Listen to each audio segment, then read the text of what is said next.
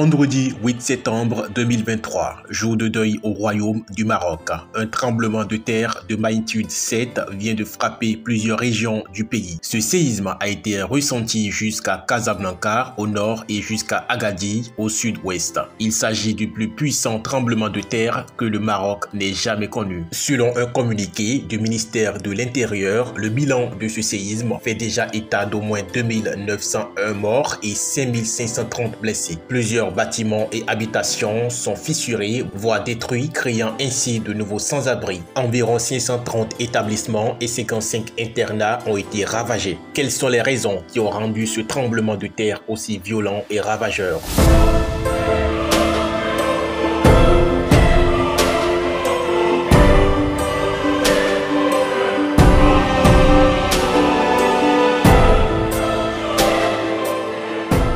Sachez que la magnitude élevée du séisme a premièrement contribué à l'ampleur de cette catastrophe. De même, plusieurs autres facteurs ont conduit à la désolation. Le fait qu'il se soit produit de nuit à un moment où beaucoup de personnes étaient dans l'incapacité de réagir. Il faut constater que bon nombre de bâtiments du pays n'ont pas été conçus pour résister à un tremblement aussi puissant. Selon des géologues spécialistes des tremblements de terre, la maçonnerie non armée en briques et mortiers est connue pour céder lors des séismes. Les scientifiques continuent d'élucider d'autres causes liées au drame survenu dans ce pays de l'Afrique du Nord. La plupart des personnes décédées ont été enterrées. Les secours, évacuation et prise en charge des blessés suivent leur cours dans les régions touchées par la secousse. L'armée marocaine a installé des hôpitaux de campagne pour soigner les blessés dans les zones enclavées comme dans le village d'Asni, dans la province sinistrée d'Al-Haouz, à environ 1 heure de Marrakech. Les secouristes marocains sont soutenus par des équipes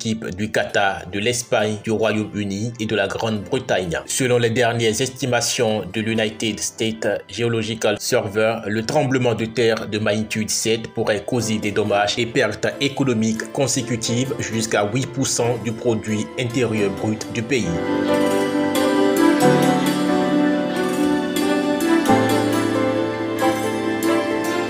Dans le but d'accompagner l'effort national suite au tremblement de terre, le groupement professionnel des banques du Maroc a annoncé que les banques vont appliquer la gratuité totale sur les services de transfert des dons du public, clients et non clients au fonds spécial pour la gestion des effets du tremblement de terre ayant touché le Royaume du Maroc. De même, l'entreprise pharmaceutique AstraZeneca a annoncé qu'elle allait verser plus d'1 million de dollars afin de soutenir les secours immédiats avec les principaux partenaires humanitaires mondiaux sans but lucratif, mais aussi d'offrir des dons aux collaborateurs qui en ont besoin. La France, les États-Unis, Israël et nombreux autres pays ont proposé leur aide. Le Maroc explique que de nouvelles offres d'aide pourraient être acceptées si les besoins devaient évoluer.